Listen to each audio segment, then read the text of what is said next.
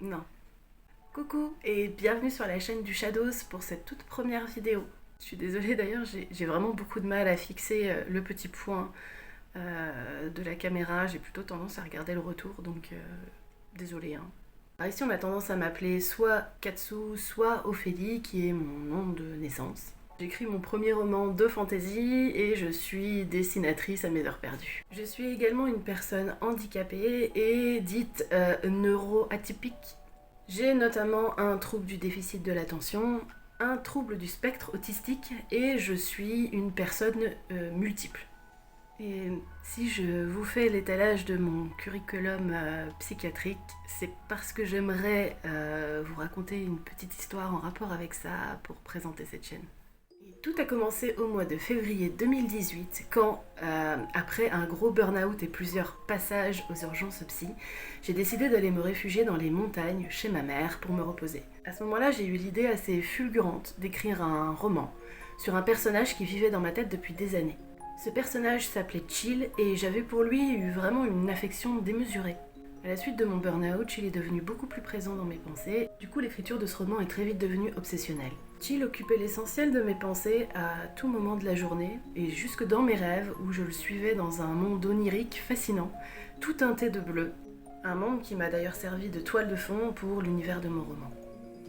Au fil de l'écriture, j'ai réalisé que Chill manifestait des émotions vives et des comportements assez tourmentés qui me touchaient beaucoup sans que je comprenne vraiment pourquoi.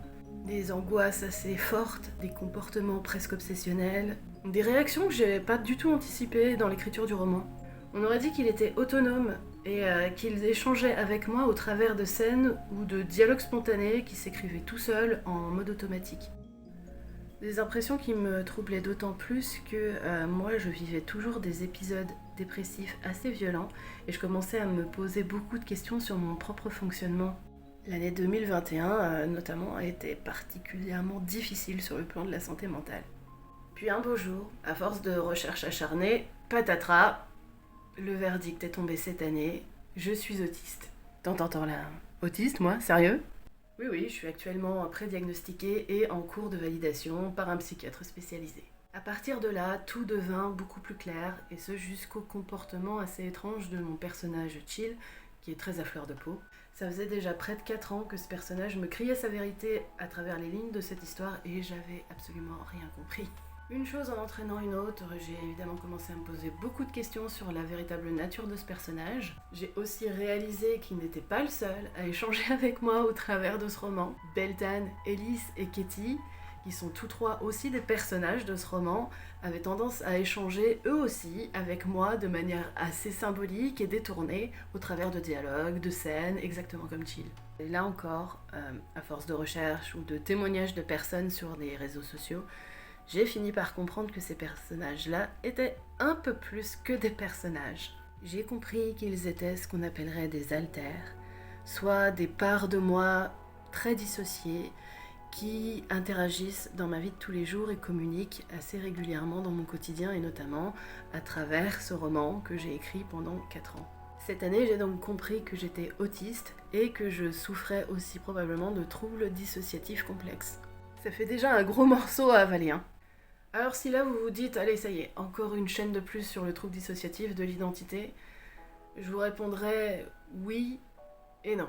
Déjà, je le précise, je n'ai pas de diagnostic officiel pour ce trouble. Par contre, je suis suivie par une spécialiste qui a déjà mis en lumière des symptômes dissociatifs assez évidents ainsi que des épisodes amnésiques significatifs. Si la piste d'un trouble dissociatif complexe comme le TDI n'est pas confirmée, elle est toutefois pertinente. Toutefois, sur ce sujet-là, je ne me sens pas très à l'aise de me présenter complètement par le prisme de la psychiatrie. Déjà à cause de la stigmatisation et du harcèlement souvent aveugle qui se déchaîne dès qu'on s'expose. D'ailleurs, on a longtemps hésité à montrer notre visage sur ces vidéos.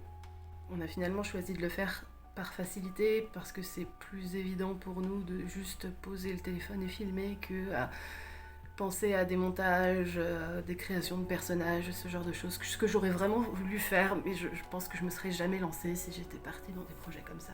Aussi, on n'est pas très à l'aise à cause des crises d'illégitimité qui nous étouffent assez souvent, et aussi la crainte d'offenser d'autres malades avec notre approche plus personnelle de la multiplicité. Les troubles dissociatifs, quels qu'ils soient, occasionnent souvent pas mal de détresse dans le quotidien et on n'avait pas envie de masquer cet aspect-là qui nous impacte nous aussi beaucoup. Mais je ne voulais pas me priver de les aborder aussi sous un angle plus créatif, voire poétique, parce que c'est aussi comme ça qu'on apprend à gérer nos difficultés dans le quotidien. Aussi, et là c'est personnel, j'ajouterais que j'ai pas mal morflé personnellement au contact des professionnels de santé, que ce soit lors de mes interrogations pour le TDAH, pour le TSA, ou maintenant pour les troubles dissociatifs, j'ai rencontré beaucoup d'hostilité de la part de différents professionnels, qu'ils soient psychologues, psychiatres, médecins, etc. Beaucoup m'ont prise de haut et certains se sont carrément moqués de moi. On m'a dit que c'était la mode de se découvrir des troubles en ce moment, on m'a dit que si j'étais autiste, ça se verrait et on le saurait depuis longtemps, on m'a dit qu'il fallait que j'arrête de regarder les réseaux sociaux, blablabla. On m'a beaucoup infantilisée à chaque fois que j'ai juste voulu poser des questions pour savoir si ces choses-là pouvaient me concerner. Et j'en ai beaucoup souffert. Je me suis sentie quand même extrêmement seule avec mes difficultés et mes questionnements. Pourtant ils étaient légitimes puisque déjà j'ai au moins 2 de ces troubles qui ont été confirmés, le TDAH et le trouble du spectre autistique. Et pour le TDI, on me dit que visiblement c'est pertinent de me poser ces questions-là. Enfin, je précise que cette chaîne n'a pas vocation à parler uniquement du TDI ou de multiplicité. Elle nous servira beaucoup d'espace d'expression, soit pour partager nos avancées et nos réflexions, soit pour traiter de sujets qui nous tiennent à cœur. Nous parlerons donc beaucoup de santé mentale, mais aussi de créativité certainement, de multiplicité et d'autisme, d'écriture et sans doute plein d'autres sujets. Merci beaucoup pour m'avoir regardé jusqu'au bout. Ça n'a pas dû être facile, j'imagine. Je crois que la vidéo est un poil brouillon, mais bon, c'est la première. Je sais pas si on va beaucoup s'améliorer parce que c'est pas forcément notre fort, mais bon, on va essayer.